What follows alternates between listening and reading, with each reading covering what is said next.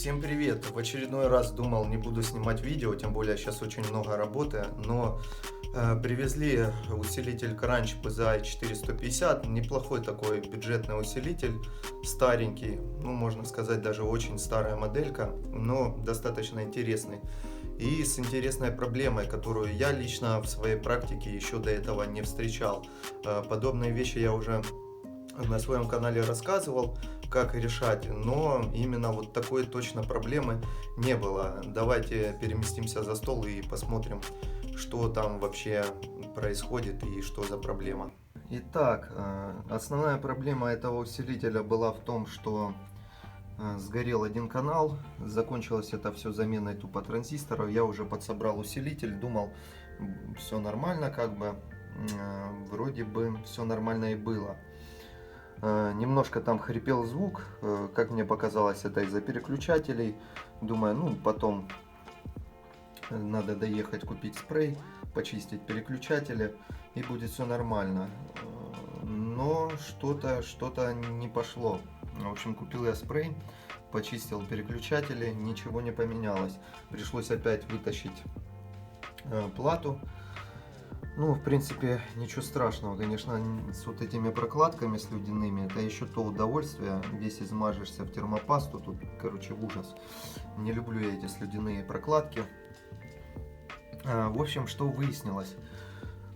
Когда усилитель еще был собран, я открутил прижимные планки транзисторов, отогнул все транзисторы выходные, и хрипел у нас, получается, этот канал, ну, чтобы сразу понять, какой это из каналов, я просто дал 50 Гц на телефоне, включил, там Loud Sound приложение есть, там есть генератор.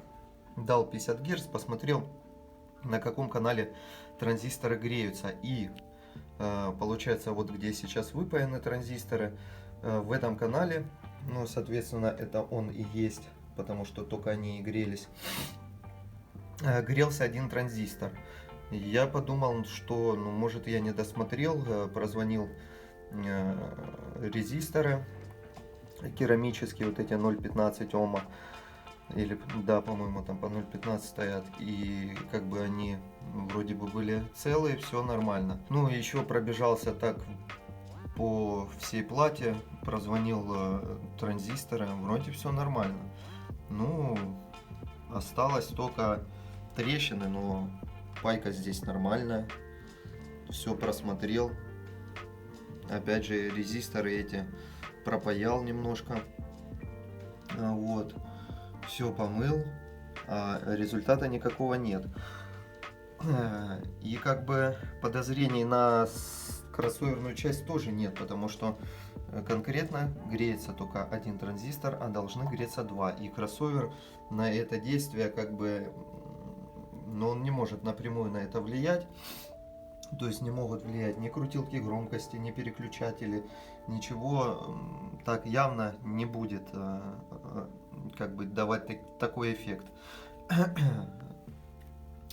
И в общем, к чему я пришел. Вот смотрите, вот они, его родные транзисторы. Вот он стоит в тестере. Первый раз у меня на практике такая вещь.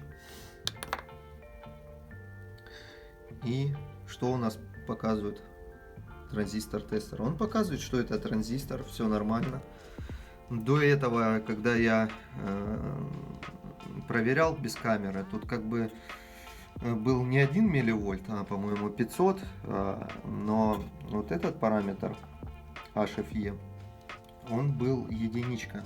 Сейчас вообще показывает как бы 0.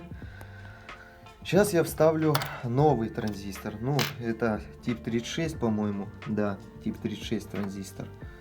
Ну, давайте вот тоже тип 36. И это, по-моему, даже с этого же усилителя. Да. С этого же усилителя вроде как.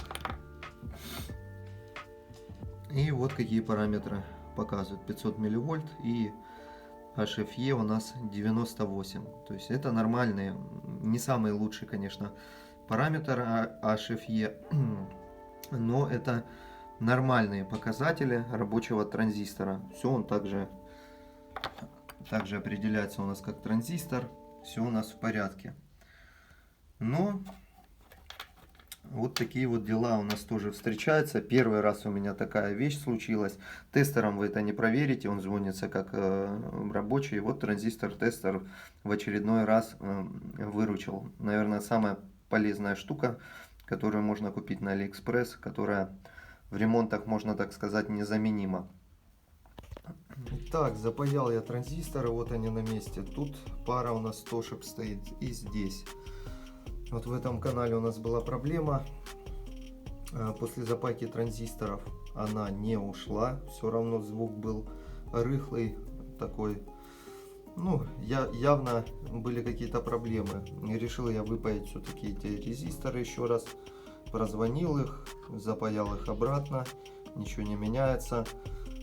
Заметил, что есть почернение на ножках. Вот тут в ряд идут резисторы, были почерневшие ножки, пропаял их, еще на всякий случай выпаял транзисторы, предвыходники, проверил их на транзистор-тестере, все с ними в порядке, запаял обратно, и после этого стало все на свои места. Еще транзистор тока покоя тоже проверял, может, думаю, в нем какая-то проблема.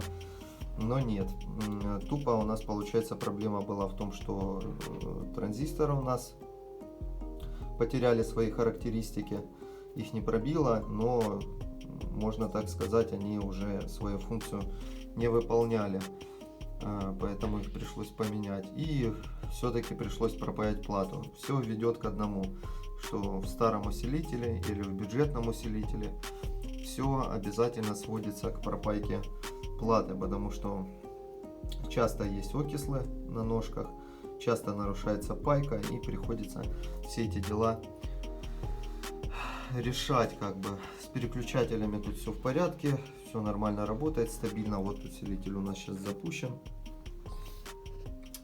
и потребляет он у нас 1,2, почти 1,3 ампера. То есть тут есть еще даже выставлен какой-то ток покоя.